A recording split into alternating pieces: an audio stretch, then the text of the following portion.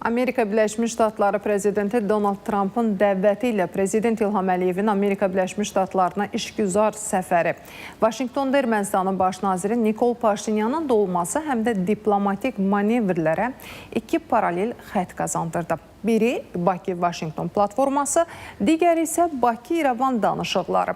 Dünən Vaşinqtonda imzalanan Azərbaycan-Ermənistan və Amerika Birləşmiş Ştatları arasında birgə bəyannamə sıradan protokol sənədi deyil.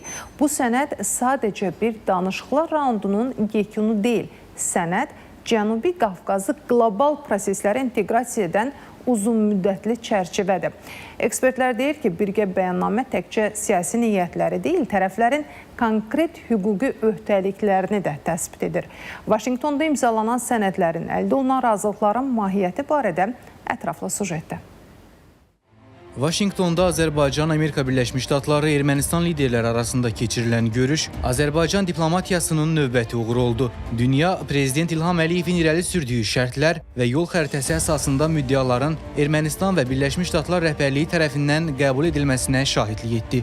Siyasətçilər deyir ki, Vaşinqtonda imzalanan Azərbaycan Respublikası və Ermənistan Respublikası arasında sülhün və dövlətlərarası münasibətlərin təsis olunması haqqında saziş rəsmi Bakı üçün böyük perspektivlər yaradır. Gələcəkdə hakimiyyət dəyişsə də, Ermənistan artıq ABŞ rəhbərliyi qarşısında öhdəlik götürüb və bu öhdəlikdən uzaqlaşmaq heç də asan olmayacaq. Proses Ermənistan üçün geri dönməz mərhələyə qədəm qoyub. Xoş bir haldır ki, Trump'ın da iştirakı olan bu görüşdə Qarabağla bağlı bütün məsələlər inkar edildi.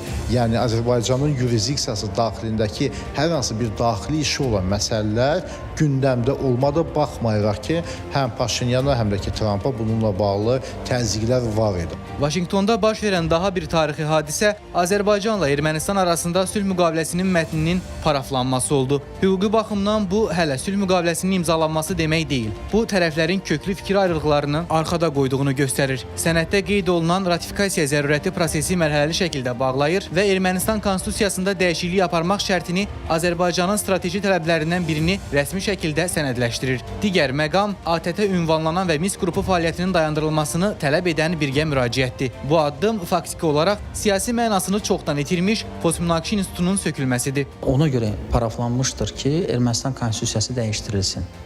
Bəzi fikirlərə görə növbəti il 26-cı ildə, bəzilərinə görə 27-ci ildə paraflanmış sənəd tərəflərin sülh ilə bağlı ümumi razılaşmasını əks etdirir.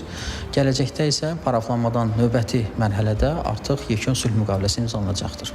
Həm Ermənistan konstitusiyasının dəyişdirilməsi, həm ATƏT-in Minsk qrupunun buraxılması, həm bizim sərhədlərimizdə üçüncü dövlətlərə aid qüvvələrin geri çəkilməsi bizim önəmli tələblərimiz idi və bu tələblərin yerinə yetirilməsi həm də sülhü yaxınlaşdıracaqdır. Nəticə etibarilə ötən gün Vaşinqtonda imzalanan sənədlər, əldə olunan razılıqlar Azərbaycanın dövlət və milli maraqlarına cavab verir. Bu sənədlər sadəcə regionda münasibətlərin gələcəyinə təsir göstərmir, həm də illərlə Azərbaycana qarşı edilmiş ədalətsizliklərin aradan qaldırılması baxımından xüsusi əhəmiyyət daşıyır. Bu Azərbaycan diplomatiyasının növbəti qalibiyyəti olduğu kimi, həm də sülhü istəməyən qüvvələrin məğlubiyyətidir. Ülkər Əliyeva, Sənan Bəhrəmli, ATV Xəbər.